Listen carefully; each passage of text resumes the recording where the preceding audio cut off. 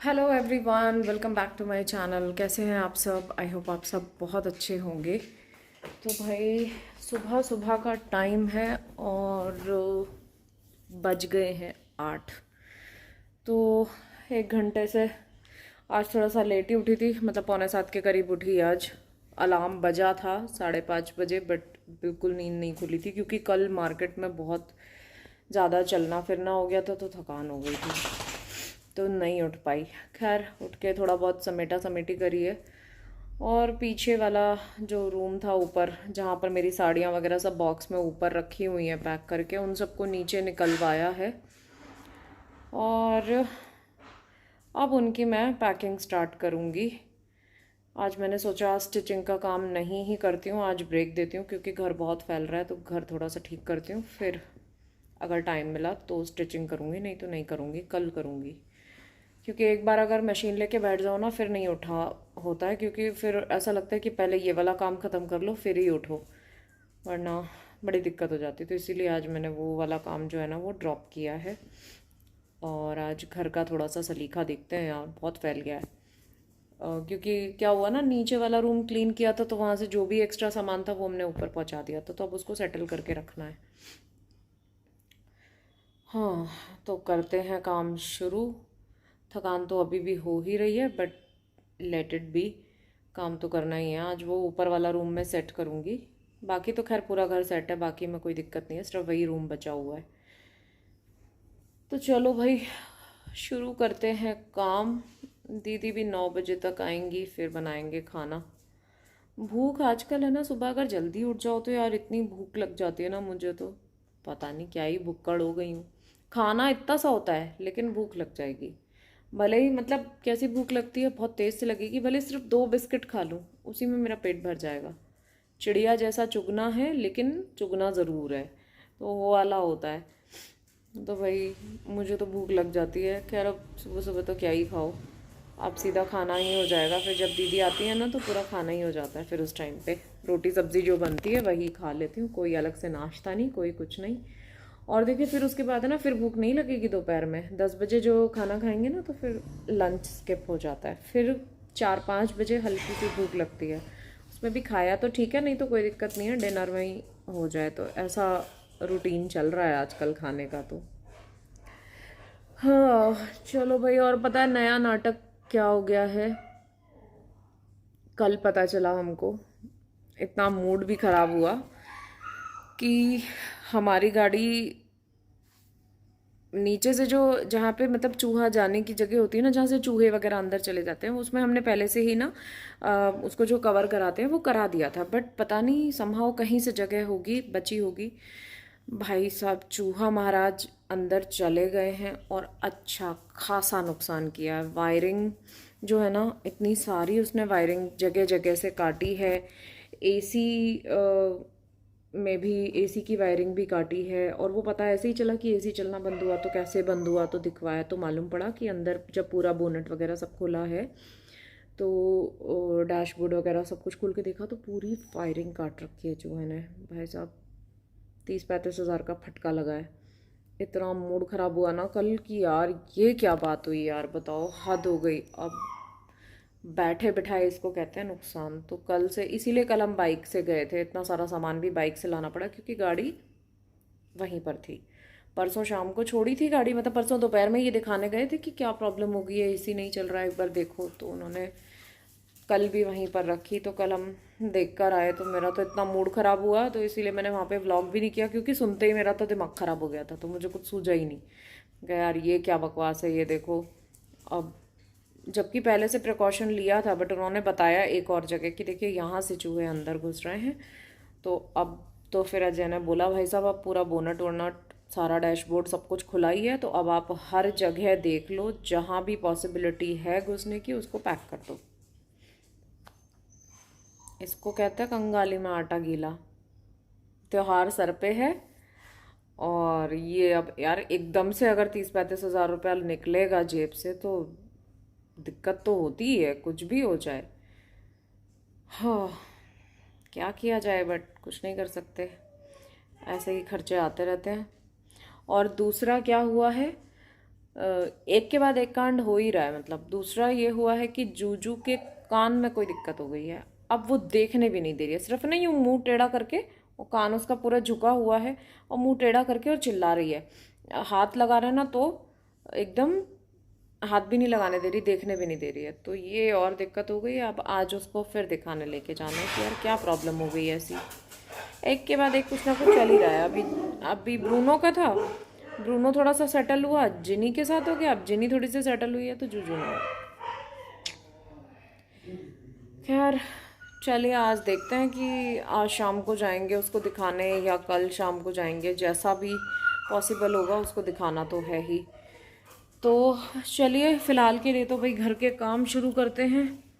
बाहर के काम तो अब जो होगा शाम को ही होगा। अगर जूजू को लेकर जाना हुआ तो शाम को जाएंगे। वैसे तो अभी मैंने उसको मेडिसिन दे दी है, तो देखती हूँ दिन में कि अगर उसको मेडिसिन से थोड़ा सा असर होगा ना तो फिर वो देखने देगी शायद, क्योंकि अभी तो वो हाथ ही नहीं लगाने दे रही है। तो एक बार थोड़ा सा शायद या तो उसको पेन वगैरह हो रहा होगा, तो वो पेन थोड़ा सा सेटल होगा ना तो शायद फिर थोड़ा हाथ लगाने देगी, तो देखने तो देगी कि एक्चुअली में क्या हो रहा है। मुझे ज़्यादा कुछ नहीं दिखा, बाहर से थोड़ा थोड़ा सा दिखा, क्योंकि उसने कान पूरा झुका भी लिया है ना, पूरा झुक रहा है कान, तो थोड़ा थोड़ा सा मुझे दिखा कि रेड रेड हो रहा है। तो देखते हैं। अभी तो उसको मैं दवाई दे के आई हूँ, तो एक आध घंटे में थोड़ा सा असर अच्छे से होगा दवाई का, तो फिर देखती हूँ अगर देखने देती है तो कि क्या दिक्कत हो रही है, और फिर रिज़ल्ट भी पता चलेगा कि दवाई का क्या रहता है। तो चलो अभी तो घर के काम शुरू करते हैं एंड देन लेट्स सी क्या होता है दिन में। दिन की शुरुआत ही इतनी अच्छी हुई है पता नहीं आगे आगे क्या होगा। चलिए काम शुरू करते हैं।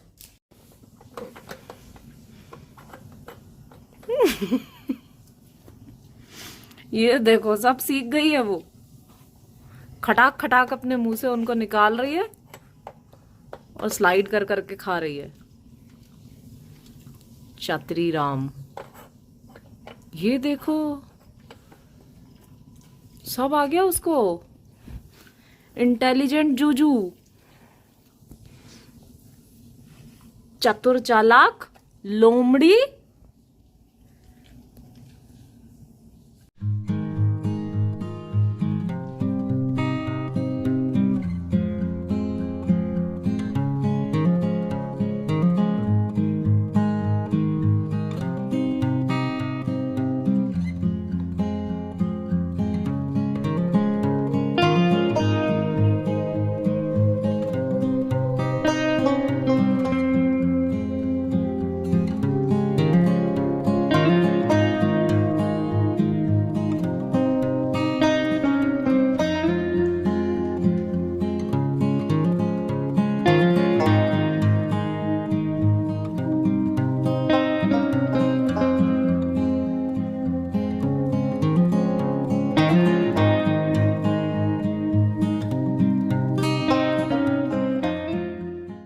तो ये सारी साड़ियों के बॉक्स मैंने यहाँ पर खाली कर दिए हैं। ये सब साड़ियाँ अब मैं जो है ना इन बॉक्सेस में पैक करती हूँ और देखते हैं कितनी पैक हो पाती हैं, और अगर कुछ ड्राई क्लीनिंग के लिए निकालना होगा तो वो भी निकालती हूँ। वैसे तो मैंने बहुत सारी तो ना ड्राई क्लीन करा के रखी भी हुई हैं, कुछ तो पैक ही रखी हुई हैं एकदम, और अगर कुछ निकलेगा तो निकालती हूँ ड्राई क्लीनिंग के लिए, अदरवाइज़ इनको चलो पैक करना शुरू करते हैं। अच्छा हुआ इसी बहाने ना दिवाली की सफाई भी शुरू हो गई है, क्योंकि दिवाली पे तो ये काम करना ही होता है, तो अच्छा है इस बहाने ये भी शुरू हो गया। और आप लोगों को भी जो भी अगर रेंटेड अपार्टमेंट्स में रहते हैं ना, तो उनको एक आइडिया भी लग जाएगा कि किस तरीके से जो है ना हम लोग इन चीज़ों को पैक कर सकते हैं, और स्टोरेज किस तरीके से यूटिलाइज हो सकता है वो भी आपको एक आइडिया मिल जाएगा। क्योंकि क्या होता है ना, देखिए ये मैं दिखाती हूँ आपको, जो ऑर्गेनाइजर्स है ना ये बहुत चल रहे हैं अभी, ये वायर्ड जो चल रहे हैं ना, कितना आजकल ट्रेंड में है ये वाले, कि इस तरीके से जो है ना आराम से, और ये भी है ना 500-600 से कम के नहीं आते हैं, इतना तो लग ही जाता है, थोड़ा बड़ा वाला लेते हैं तो। बट देखिए ये मतलब 1 साल भी नहीं हुआ और ये सारे फटने शुरू हो गए हैं, टोटल फट चुके हैं, है ना। कहीं चेन ख़राब हो रही है, कहीं कुछ हो रहा है, तो यूज़लेस ही रहे एकदम, बस दिखने में ही सुंदर है। बट ये जो बॉक्सेस है ना ये 1 टाइम इन्वेस्टमेंट रहेगा, और इनको है ना आराम से इनको फिक्स बंद करके, स्टैकेबल भी हैं तो एक के ऊपर एक स्टैक करके आप आराम से रख सकते हैं। तो ये इनका बेस्ट पार्ट है। और ना ही तो धूल मिट्टी का कोई प्रॉब्लम रहेगा, ना मॉइस्चर का कोई प्रॉब्लम रहेगा। आराम से आप इनमें जो है ना नेफ्थलीन बॉल्स जो हम डालते हैं वो, या फिर एसेंशियल ऑयल्स की ना कुछ ड्रॉप्स अगर कॉटन में डाल के आप इसमें डाल देंगे तो वो बहुत अच्छे से, कपड़े भी आपके सेफ रहेंगे, कोई भी चीज़ मतलब स्टोरेज की बहुत अच्छी रहेगी।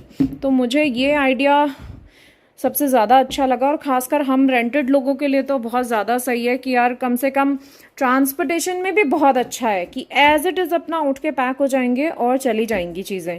और थोड़ा सा ना वो भी लगता है, सुंदर भी लगता है रखा हुआ, वरना तो फिर मैसी लगती हैं चीज़ें। अगर इस तरीके से रखी रहेंगी ना, एकदम सुंदर भी लगेगी और बहुत अच्छा भी लगेगा। तो आपको एक आइडिया यहाँ से भी मिल सकता है कि अगर आप चाहो तो इस तरीके के बॉक्सेस लाके और अपने स्टोरेज को है ना यूटिलाइज कर सकते हैं। क्योंकि अगर स्टोरेज स्पेस ज़्यादा नहीं है तो इस तरीके से हम उसको वर्टिकल यूज़ कर सकते हैं। एक के ऊपर एक स्टैक करके रखेंगे तो जगह भी कम लेगा। और बेस्ट पार्ट, ये ट्रांसपेरेंट है तो आपको है ना एक एक बॉक्स उतार के देखने की ज़रूरत नहीं पड़ेगी कि किसमें क्या रखा है। बाहर से ही आपको दिख जाएगा, जो बॉक्स चाहिए आप उसको निकाल सकते हो, कम से कम आपको ढूंढना नहीं पड़ेगा। तो ये और भी एक अच्छी बात है, एक प्लस पॉइंट और है इस तरीके के बॉक्सेस लेने का।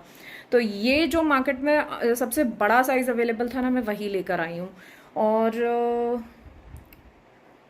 अच्छा भी मिल गया, रीज़नेबल भी मिल गया। आई थिंक 550 रुपये का एक बॉक्स पड़ा, तो मैं 4 बॉक्स लेके आई। तो ठीक है यार, इतना तो हम ना उस वाले ऑर्गेनाइजर में भी खर्च करते ही है ना, इतना तो हो ही जाता है। बट ये बॉक्सेस क्या, one time investment, life long चलने वाला है, कुछ नहीं हो रहा। क्योंकि हम रोज़ तो उठा उठा के इनको भाग नहीं रहेंगे, तो रखे ही रहेंगे, तो ना तो टूटने का डर है ना ही ख़राब होने का डर। तो ये मुझे सबसे अच्छा लगा। तो चलो भाई, कम से कम ये काम भी निपटा और मेरी दिवाली की सफाई भी हो गई। इसी बहाने सारे के सारे कपड़े निकल गए, सब साड़ियाँ निकल गई हैं। और अब एक बार अच्छे से उनको देख के मैं सब कर लूँगी। खासकर जो सिल्क की साड़ियाँ हैं ना, वो भी एक बार देख लेती हूँ, थोड़ी सी हवा लगा देती हूँ उनको और फिर उनको पैक करते हैं। चलिए फटाफट पैकिंग शुरू करते हैं। तो ये सारी साड़ियाँ जो है ना, मैंने बेड पर निकाल के रख ली हैं। और अब इनको जो ड्राई क्लीन की हुई हैं वो तो देखिए पैक करके रखी ही हुई हैं, तो उनको मैं रख देती हूँ। बाकी सब ना मुझे ऐसा लग रहा है कि हल्का सा ना मॉइस्चर आ रहा है, थोड़ा सा होता है ना, जैसे ये अभी मानसून गया है तो थोड़ी सीली सीली सी हो जाती हैं साड़ियाँ। क्योंकि जो लोग यूज़ करते हैं उनकी तो निकलती रहती हैं, हवा लगती रहती है। बट अब हम लोग तो इतना ज़्यादा यूज़ करते नहीं हैं साड़ियाँ, कभी मतलब त्योहार वगैरह पे ही निकलती हैं। तो मुझे ऐसा लग रहा है कि ये सारी साड़ियाँ है ना थोड़ी थोड़ी सील रही हैं। और जो सिल्क की साड़ियाँ हैं उनकी फ़ोल्ड भी चेंज करनी है। जैसे काफ़ी टाइम तक अगर फ़ोल्ड एक जैसी रहे ना तो दिक्कत हो जाती है। तो अब मैंने सारी साड़ियाँ यहाँ पर थोड़ी हवा लगने के लिए डाल रही हूँ, तो थोड़ा सा हवा भी लग जाएगी। क्योंकि डायरेक्ट धूप में नहीं सुखा सकते हैं। ये कुछ सेमी सिल्क है, कुछ जो है ना प्योर सिल्क है, तो इनको धूप तो नहीं दिखा सकते। इनको ऐसे दोनों तरफ, क्योंकि खुला है ना मेरा यहाँ पर, तो अच्छा खासा वेंटिलेशन है, हवा बहुत अच्छी आती है। तो मैं इनको ना यहीं पर रेलिंग पे डाल रही हूँ। 1-1.5 घंटे ऐसे ही छोड़ दूंगी तो बहुत अच्छे से इनका मॉइस्चर भी निकल जाएगा, हवा लग जाएगी थोड़ी साड़ियों को, तो थोड़ा सा अच्छी हो जाएंगी पैक करने के लिए रेडी। और ये देखिए, ये प्योर सिल्क है तो इसमें थोड़ा सा रहता है, इसकी फ़ोल्ड चेंज करनी पड़ती है। तो वही इसको भी मैं ना फ़ोल्ड इसकी चेंज करनी है और इसको भी थोड़ा सा हवा लगानी है। क्योंकि जब से ये इस बार ड्राई क्लीन होके आई है ना, मैंने इसको खोला ही नहीं है, 4-5 महीने हो गए हैं। वरना जनरली तो निकाल ही देती हूँ मैं इसको। तो अब अच्छे से सारी साड़ियों में हवा लग जाएगी, सब सूख जाएंगी, उसके बाद इनको मैं पैक करूँगी। और जब तक ये साड़ियाँ सूख रही हैं तब तक बची हुई साड़ियाँ पैक करते हैं। और ये बच्चा पार्टी मेरे पीछे पीछे घूम रही है, इधर जिनी घूम रही है। और जिनी है उसके नीचे, वो जो सामने जो खाट लगा रखी है ना उसके पीछे की तरफ है। क्योंकि जिनी और जुजू को तो अभी मैं पास में रख ही नहीं रही हूँ, बहुत लड़ रही हैं दोनों की दोनों। जुजू घूम रही है आगे पीछे। और ये बची हुई साड़ियाँ मैं पैक करना शुरू कर दिया है। ये सारी जो हैवी साड़ियाँ हैं, जो बिल्कुल ही पार्टी वेयर हैं, शादी वादी वाली, उनको जो है ना ऐसे पैकेट्स में पैक कर रखा है और उनको मैं इस अलग बॉक्स में पैक कर दूंगी। और जो कभी कभी निकाल के पहनी जाती हैं, जैसे कभी कोई त्योहार हो उस पे जो पहनी जाती है, उनका एक अलग से बॉक्स बना रही हूँ। तो इसी तरीके से सेग्रीगेट करके सारी साड़ियाँ जो है ना इसमें मैं रख दूंगी। अच्छा लगा मुझे ये बॉक्सेस है ना, अगर आपको भी पसंद आए हों तो आप भी जो है ना ले सकते हो इनको। लोकल मार्केट में बड़े आराम से मिल जाते हैं और बहुत ही यूज़फुल लग रहा है। मतलब देखिए सारी साड़ियाँ बहुत अच्छे से इसमें पैक हो गई हैं। और इसी में चाहो तो आप थोड़ा सा जो है ना, हम जो कपूर की गोलियां डालते हैं वो आप इसमें डाल सकते हो, या फिर एसेंशियल ऑयल जो आता है ना, उसको आप कॉटन बॉल्स में 2-4 ड्रॉप डाल के और चारों कॉर्नर्स में डाल दीजिए। महकती रहेंगी बहुत बढ़िया साड़ियाँ, और बहुत अच्छी खुशबू भी आएगी, सीलन की स्मेल भी नहीं आएगी। और ये सारे ब्लाउज भी मैं यहाँ पर एक तरफ पैक करके रख रही हूँ साड़ियों के साथ, ताकि दिक्कत ना हो। बस बॉक्स खोला और निकाल लिया। और ट्रांसपेरेंट हैं तो सबसे बड़ा बेनिफिट है कि आपको है ना सब कुछ सी थ्रू रहेगा, बाहर से दिख सकता है। बार बार बॉक्स खोल के देखने की ज़रूरत नहीं है कि कौन से बॉक्स में क्या चीज़ रखी है, क्योंकि जब हम अटैचियों में पैक करते हैं ना तो उसमें ये प्रॉब्लम तो आती ही है, याद तो रहता नहीं है कि कौन सी अटैची में क्या रखा हुआ है। तो ये देखिए सब साड़ियाँ मेरी आराम से पैक होती जा रही हैं। तो ये मुझे एक बहुत ही अच्छा एक इन्वेस्टमेंट हो गया है, और तीनों बॉक्स पैक हो चुके हैं, साड़ियाँ सारी पैक हो चुकी हैं। और ये जो लास्ट बॉक्स बचा हुआ है इसमें भी बचे हुए कपड़े पैक कर देती हूँ। अजय का कॉल आ गया है और हम जा रहे हैं अभी जूजू को लेके। डॉक्टर से बात हो गई है तो पहले इसको दिखा के लाते हैं। तो काम तो मेरा अभी वो सारी साड़ियाँ ना सुखाई हैं, थोड़ा हवा लग जाएगी उसके बाद पैक करके रखूँगी। तो पहले तो चलते हैं जूजू को लेके हॉस्पिटल, इसको दिखा के आते हैं और फिर करेंगे वापस आके काम। चलिए हॉस्पिटल चलते हैं। तो भाई हम आ गए हैं ऊपर, नीचे का सारा काम निपटा के, और अब मैं करूँगी एडिटिंग। बच्चा पार्टी देखो जिनी को, ये देखो कितनी लंबी होके सो रही है। ये बोनू यहाँ पे सोया हुआ है अपना टेडी लेके। जिनी यहाँ पर है, जूजू हमारे रूम में उधर गैलरी में है बाहर। उसको वहीं मज़े आते हैं, वो वहीं खुश रहती है मस्त आराम से। सोना है तो सो, और रात में नींद खुले तो बाहर देखते रहो, खुश एकदम, कोई प्रॉब्लम नहीं। तो चलिए दोस्तों 10:30 बज चुके हैं और मैं करती हूँ थोड़ी देर बैठ के एडिटिंग, और उसके बाद सोएंगे। और हाँ मुझे ना ये भी बताना था आपको कि जूजू को हम लोग लेकर गए थे ना हॉस्पिटल, तो वहाँ पर तो मैं व्लॉग कर नहीं पाई क्योंकि इसको संभालना होता है तो ना फ़ोन पकड़ा जाता है ना कुछ, तो इसको संभालने में ही बड़ी आफत आ जाती है। तो इसके ना कान में इन्फेक्शन हो गया है। बताओ यार, ब्रूनो को कम था जो इसको भी हो गया है। हालांकि बहुत ज़्यादा नहीं हुआ है, तो 5 ही दिन में मतलब 5 ही दिन का डोज दिया उन्होंने, उसमें रिकवर हो जाएगा। बट इन्फेक्शन हो गया है इसीलिए उसको जो है ना वो ईचिंग और वो हो रही थी, पूरा रेड हो रहा था अंदर से पूरा कान ना। तो उन्होंने क्लीनिंग वगैरह की है, इंजेक्शन लगाए और 5 दिन की दवाइयाँ दी हैं। कान में एयर ड्रॉप भी डालनी है और खाने की दवाई भी दी है, तो वो भी करना है। तो ये जूजू की तबीयत का अपडेट। वैसे इंजेक्शन लगने के बाद एकदम रिलीफ में है, सो गई थी 2-3 घंटे तो आराम से सोई है इंजेक्शन लगने के बाद, और फिर उठी है तो काफ़ी रिलीफ था। तो चलिए दोस्तों, इसी के साथ आज का व्लॉग मैं यहीं पर एंड करती हूँ। आई होप आपको वीडियो अच्छा लगा होगा। अच्छा लगे तो वीडियो को एक लाइक ज़रूर कीजिएगा।